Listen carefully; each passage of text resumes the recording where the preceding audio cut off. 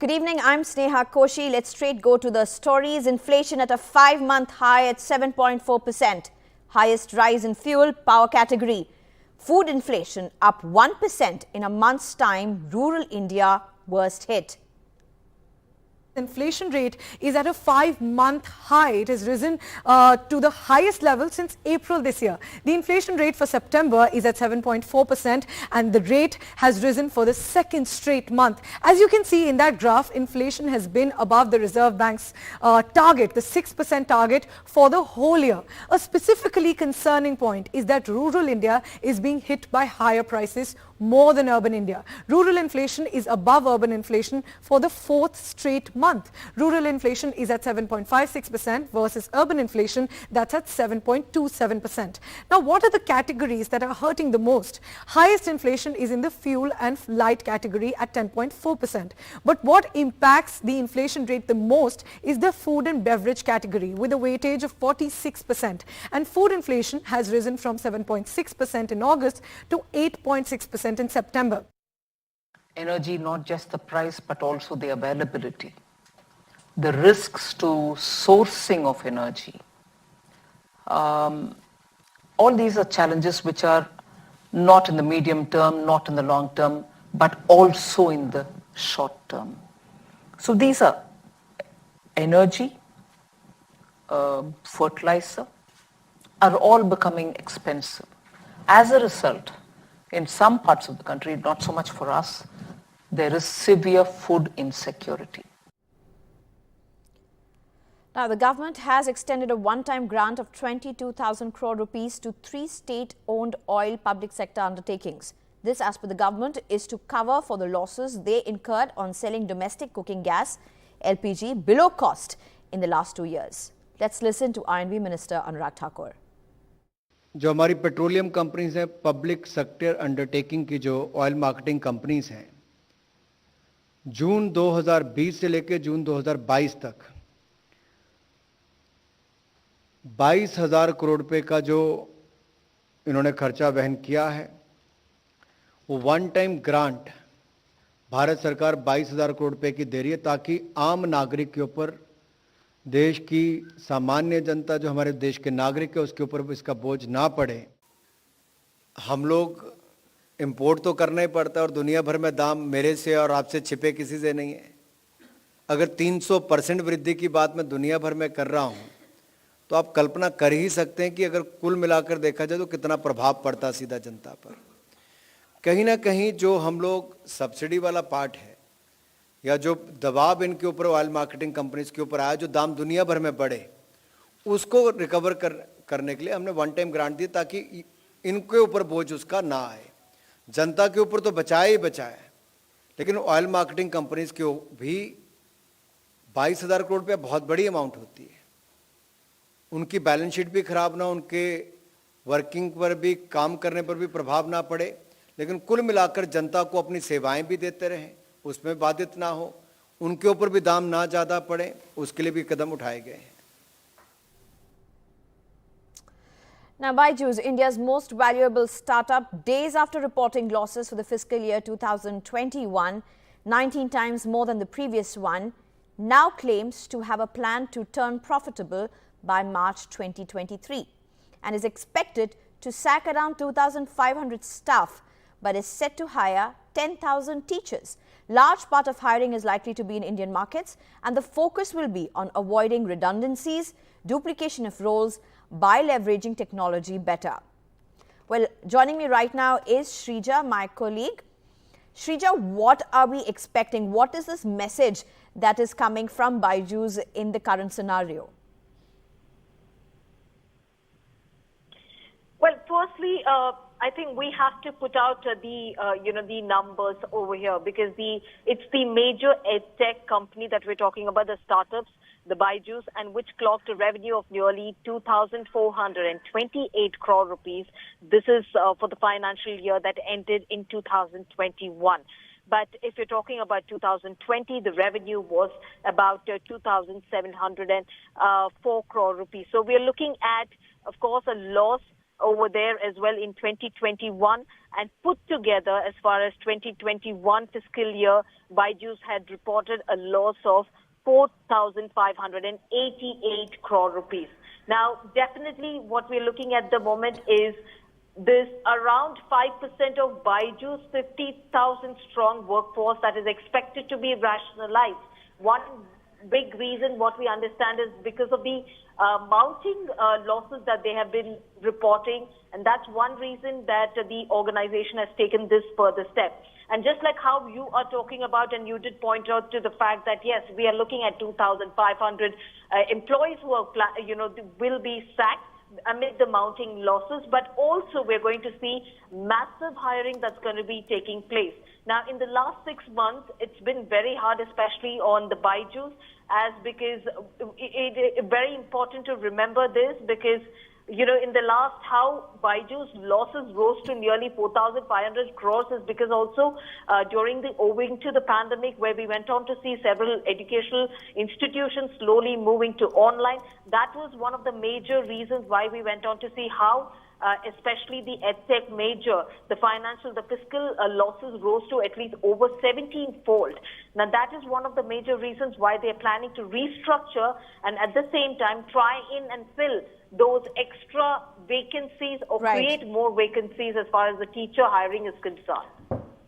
Right, Shrija, thank you. Stay on with us. A much-awaited Supreme Court decision on petitions challenging the ban on hijabs, the headscarves worn by some Muslim women in schools and colleges in Karnataka, is expected to be delivered by 2 judges on Thursday. This verdict will be on the petitions challenging the Karnataka High Court judgment refusing to lift the ban on hijab in educational institutions.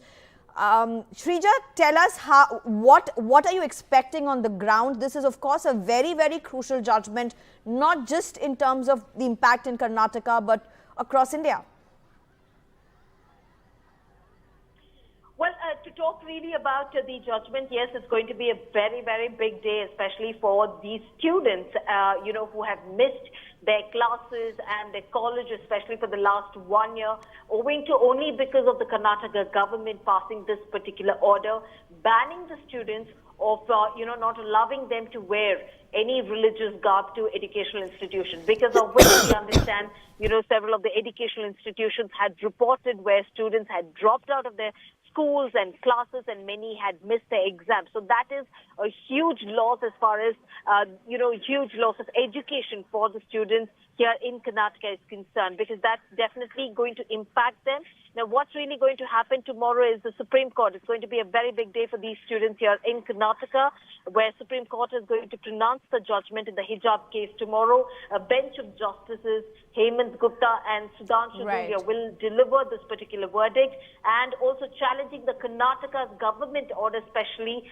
And let's also not forget what the Karnataka High Court did talk about, saying that especially where it had wrongly, as far as the petitioners are concerned, they went on to talk about how the High Court had wrongly relied upon essential religious practice tests for this very purpose. And in fact, they also went on to target, the government order, saying that the government order targeted the Muslim women. So definitely it's going to be a huge, a judgment, especially for these girls, and also for a huge section of society as far as, the Muslim society is concerned, the minority community who have been fighting for this very cause in the last few months. Right, and of course, NDTV will bring you all the details. Shrija right now is traveling to Udupi, which is going to be the ground zero for a lot of action as this judgment comes out on Thursday. Moving on to the next story, shocking case of human sacrifice and what the police suspect to be cannibalism from Kerala. 2 women were brutally murdered, body parts chopped into pieces, buried by 3 accused, all for human sacrifice. Let's see this report. 2 women, 49-year-old Roslyn and 52-year-old Padma, victims of a shocking and almost unbelievable human sacrifice. This is the main accused, Mohammed Shafi or Rashid, a man who the police say is a psychopath and pervert who enjoys inflicting pain. Earlier this year, Shafi reached out to Bhagwal and Laila, 2 other accused in this case, a couple who live near Tiruvalla. Shafi's motive was sadism. His accomplice Bhagwal and Laila were convinced that all their debts would magically disappear with human sacrifice. The two victims in this case, who disappeared within 4 months of each other, were independently lured by Shafi with the promise of financial gain for acting in pornographic videos. Bhagwal and Laila run a massage parlor, and Bhagwal, locals say, is a CPM supporter. The party has distanced itself, saying he is neither a party member nor an office bearer. Our investigation further revealed that this is not the only case, but there has been another incident in June of 2022 in another police station in Ernakulam rural district. He's raped a 75-year-old woman and inflicted very grievous injuries on her, even including her private parts. So the same modus operandi was committed in these two cases also. The police now believe that the entire murder was part of a ritual. Their throats slit, their private parts were mutilated. In fact, the first victim, Rosalind, was dismembered. 53 parts of her body have been recovered from multiple pits in the home of the accused couple. The police say that they cracked this story on the basis of a person missing report when Padma went missing in September. They tracked her missing phone to Shafi, who they arrested. Police say one of the accused have confessed to cannibalism, but they need to probe this further. DNA tests of the bodies would be done. With camera person SP Babu, Sneha Koshi for NDTV. A week after the World Health Organization reported that as many as 66 children in Gambia may have died after consuming Indian-made cough syrups, the Haryana government has stopped all drug production at a manufacturing plant linked to it. Major irregularities have been found at the facilities of Maiden Pharmaceuticals, the Haryana-based manufacturer of the syrups. The company has failed to validate processes and methods in the manufacture of the syrups in question. A batch of propylene glycol, which was analyzed by the company and declared of standard quality, failed in certain respects. No in-process testing reports were provided to investigators of the cough syrups in question. After loan apps racket, now it seems to be rackets around investment apps. A Chinese investment fraud of 903 crore rupees that was running its racket over India, China, Taiwan, Cambodia and UAE has been cracked by the Hyderabad Police. Uma Sudhir brings us more.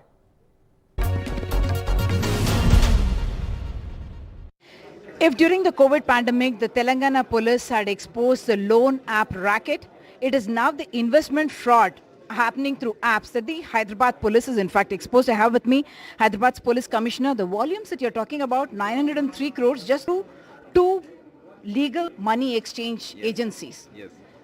What are we seeing here and how is this fraud actually happening? And you said you acted on a complaint that in fact came to you in July of 2022. Yes. Actually, this is a new type of fraud. The Chinese investment fraud, we can call it, because the masterminds are sitting there.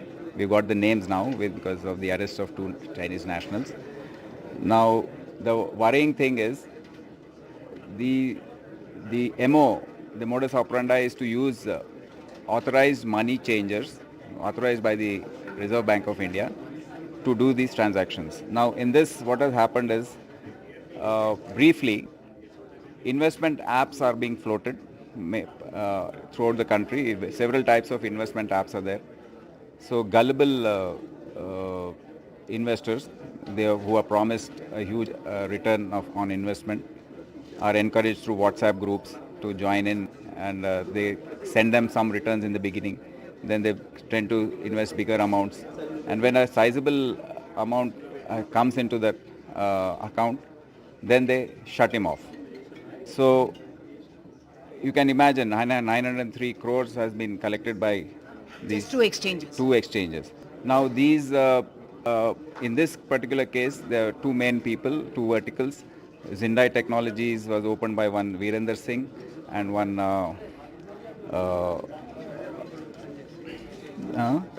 Benteng Technologies was opened by one Sanjay Kumar, both of Delhi. Now, they have opened a lot of virtual accounts and then got the transfer of the money through these virtual accounts, which actually disguises and doesn't come into the purview of the banking system. Now, Navneet Are you saying Kaushik. this money actually doesn't pass through bank routes at all? You mentioned about 15 bank accounts that have been opened. Yeah, they are virtual bank accounts which are virtual in nature, but perhaps they are not being watched. That is what the huge flow of money through these virtual accounts is showing.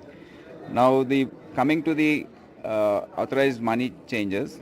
Now, Navneet Kaushik is the main man. He is a resident of Delhi who has been arrested, and he has got the license to run two money changers. One is Ranjan Money Corp Private Limited. It got a license in June 2021, and through this, in 7 months, the total volume of transactions, foreign forex transactions, was 441 crores. And then the second one, called KDS, in 38 days, it had a volume of transactions was 462 crore. Now this totals to 903 crores, which is encashed into dollars and through money changers. And it is being sent out of the country. Now, NDTV has been tracking all the unseasonal rainfall that has been happening. While unseasonal rainfall in North India is damaging crops, in the Northeast, rain breaks downpour record in last 24 hours.